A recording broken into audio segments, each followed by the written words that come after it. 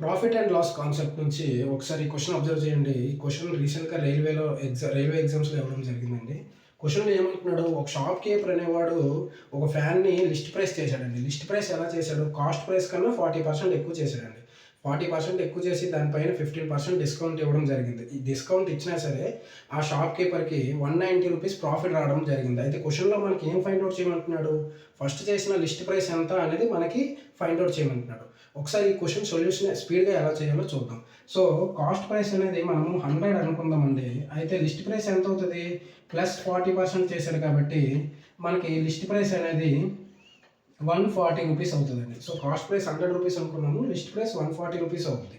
So, ఈ list price మీద మనకి 15% డిస్కౌంట్ ఇవ్వడం జరిగింది. 15% డిస్కౌంట్ ఇవ్వడం అంటే మనకి 10% అంటే మనకి 14, అలాగే 5% అంటే 14లో హాఫ్ 7. సో, 14 + 7 ఎంతండి? 21 అండి. సో, ఈ 21 అనేది ₹21 డిస్కౌంట్ ఇవ్వడం జరిగింది. మనకి ₹21 రావడం జరిగిందండి. ₹21 అనేది ఏంటండి?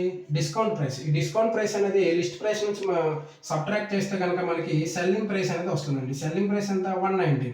119 మనకి సెల్లింగ్ ప్రైస్ అవుతదండి. కాస్ట్ ప్రైస్ అనేది 100 అయినప్పుడు, సెల్లింగ్ ప్రైస్ అనేది 119 అయినప్పుడు ప్రాఫిట్ ఎంత అండి? ₹19 అండి. సో, మన క్వెషన్‌లో ఏమంటున్నాడు? ప్రాఫిట్ ₹190 అనేది అంటున్నాడు. సో, ఎన్ని టైమ్స్ ఎక్కువ? 10 టైమ్స్ ఎక్కువ. సో, ఇది 10 టైమ్స్ అయినప్పుడు లిస్ట్ ప్రైస్ కూడా మనకి 10 టైమ్స్ అవుతుంది. సో, దీని లిస్ట్ ప్రైస్ ఎంతొస్తుందండి? 1400 అనేది ఫ్యాన్ యొక్క లిస్ట్ ప్రైస్ అవుతుందండి. సో, ఈ 1400 అనేది దీని సొల్యూషన్ అండి.